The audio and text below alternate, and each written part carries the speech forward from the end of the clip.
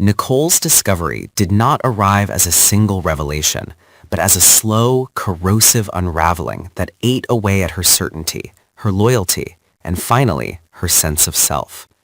The altered medical file clung to her thoughts like a persistent ache. Each annotation scraped away, each timestamp subtly adjusted, each dosage quietly increased, formed a pattern too deliberate to ignore. The deeper she dug, the more the truth resisted being buried. And when the final authorization surfaced, bearing Bill Hamilton's unmistakable signature, the shock was not loud or explosive. It was cold, surgical, and absolute. Anger followed immediately, sharp and uncontainable. It was not just rage at the act itself, but at the elegance of the deception. Someone had not merely made a mistake, they had orchestrated a death with the patience of a chess player, anticipating consequences and moving pieces into place long before anyone noticed the board. Nicole's hands shook as she realized that the signature represented more than a legal formality. It was an assertion of control, a final act of power disguised as professional judgment. Bill had not simply approved a course of treatment, he had sealed a fate, and done so in the name of preserving a legacy. Her anger twisted inward as quickly as it lashed outward. Bill was not only a respected figure with influence enough to make the system bend, he was her father, the man who had raised her on principles of integrity, who had spoken of justice as though it were a family heirloom. The contradiction clawed at her, turning every childhood memory into something suspect. The careful guidance, the insistence on discretion, the warnings about scandal, all of it now felt less like wisdom and more like preparation. She wondered how long he had lived with this capacity for moral compromise, and whether it had always been there, waiting for the moment when the family name outweighed a human life. As Nicole pressed further, the scope of the betrayal widened. The altered file was not an isolated anomaly. There were subtle echoes of the same hand elsewhere, minor irregularities that had been dismissed as clerical errors, quiet decisions that nudged outcomes in convenient directions. Each discovery fed her fury, but also deepened her dread. This was not just about one patient or one tragic end. It was about a system that had learned to protect itself by sacrificing the vulnerable. Bill had not acted alone. He had relied on silence, on complicity, on the unspoken understanding that some truths were too dangerous to surface. That understanding extended into Nicole's own life, ensnaring her in a web of obligation she had never consciously chosen.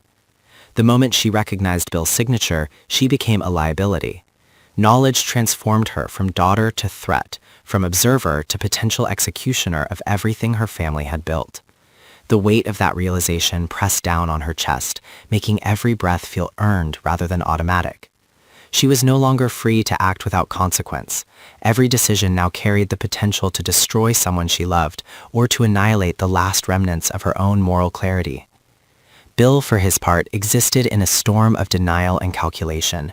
The decision he had made, once framed as a necessary evil, had grown heavier with time. He had convinced himself that accelerating a death already deemed inevitable was an act of mercy, that protecting the family from scandal justified the means. But beneath those rationalizations simmered a quieter fear, the knowledge that if the truth ever surfaced, his carefully constructed authority would crumble. He sensed the shift in Nicole even before she confronted the evidence fully. Her distance, her sharpened gaze, the questions she stopped asking aloud, all of it signaled danger. And with that danger came his own resentment, a bitter anger that his sacrifice, as he perceived it, might be repaid with betrayal. The family dynamic began to fracture under the strain of unspoken truths. The household, once a fortress of image and routine, grew tense and brittle. Every gesture felt performative, every shared space charged with the threat of exposure. Nicole's anger sharpened into something more volatile as she watched how easily life continued around her, how the world remained indifferent to the crime hidden beneath its surface. The injustice of it burned hotter than the fear. A life had been shortened, erased quietly, while accolades and respect flowed uninterrupted to the man responsible. Her internal conflict deepened as she weighed the consequences of action versus silence. To expose the truth would mean unleashing a chain reaction she could not fully control. Legal repercussions would follow, not only for Bill, but for others who had aided or benefited from the deception. Careers would collapse, reputations would disintegrate, and the family name would become synonymous with calculated cruelty. Yet to remain silent would require her to participate in that cruelty, to accept that justice was negotiable when power intervened.